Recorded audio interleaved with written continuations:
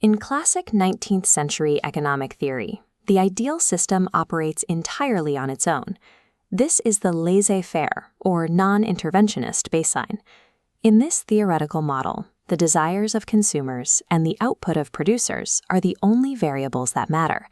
Prices naturally adjust to demand, and resources flow exactly where they are most valued, without any central coordination.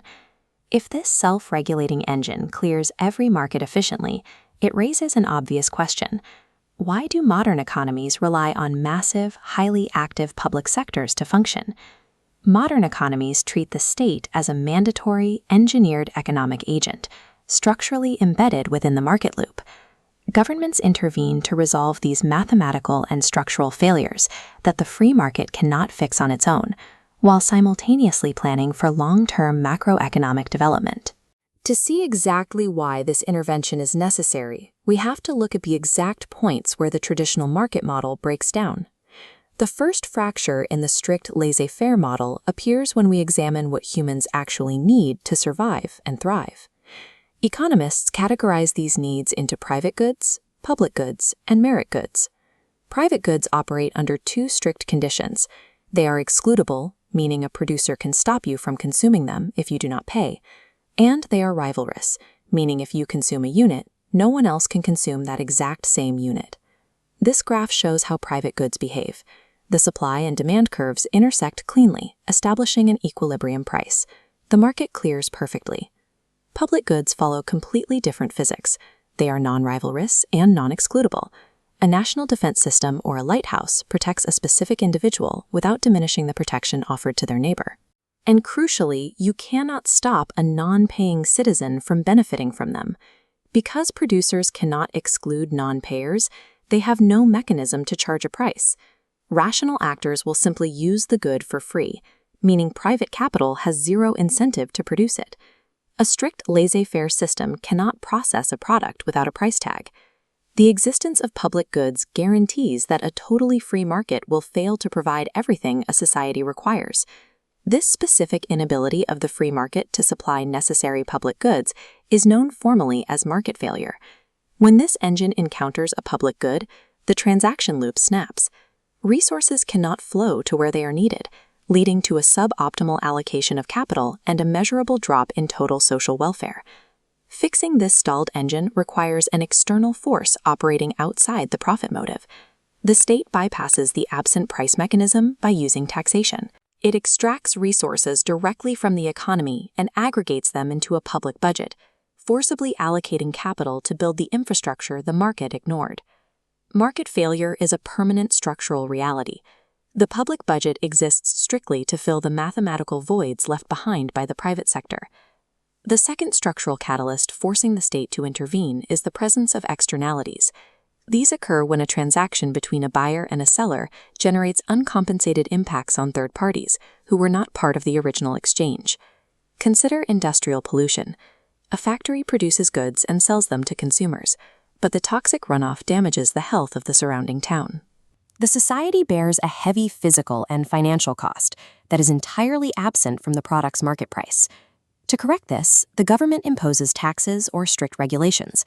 This forces the producer to internalize that external cost, pushing the market price up to reflect the true total cost of production. Externalities also operate in reverse. When an individual pays for an education, they gain personal skills. But the broader society also gains a more productive, capable citizen.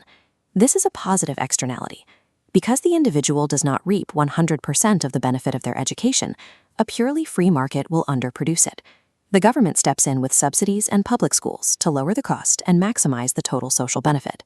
Externalities prove that individual rational choices do not automatically aggregate into optimal societal outcomes. The state acts as an economic arbiter to align private incentives with public welfare. In developing economies, acting as a referee for market errors is insufficient.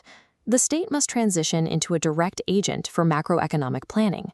Developing nations require massive social and economic overheads to function. The sheer scale and delayed returns of these projects mean private capital cannot and will not shoulder the burden alone. This includes laying nationwide transport grids, establishing widespread educational networks, and building robust public health systems. To escape economic stagnation, The state artificially accelerates the national rate of investment, channeling public funds directly into strategic industrial and agricultural sectors to force growth. Free markets naturally concentrate wealth and infrastructure in already developed urban centers. The government actively intervenes to distribute resources and bridge widening regional disparities. Through these concentrated interventions, the state evolves. It becomes the primary architect responsible for engineering long-term economic stability and capacity. If intervention is mandatory, it presents a difficult mathematical problem. An economy must determine exactly what percentage of resources should be allocated by the public sector versus the private sector. This chart illustrates the intersectoral allocation model. Curves P and S track utility. Dashed lines off-center represent suboptimal allocations, unbalanced zones starving infrastructure or suffocating enterprise.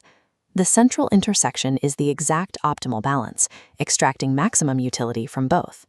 Economists like Knut Wicksell and Eric Lindahl developed public choice theories to figure out exactly how actual democracies attempt to find this specific coordinate using voting and tax policies.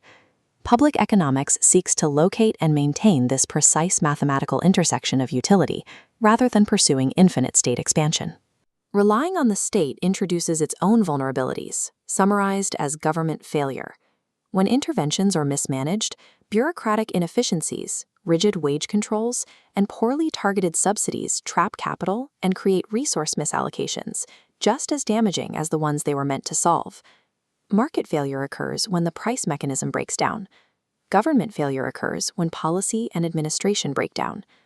Today, public economics focuses on continuously tuning a complex dual-engine system, balancing market efficiency with the stabilizing architecture of the state.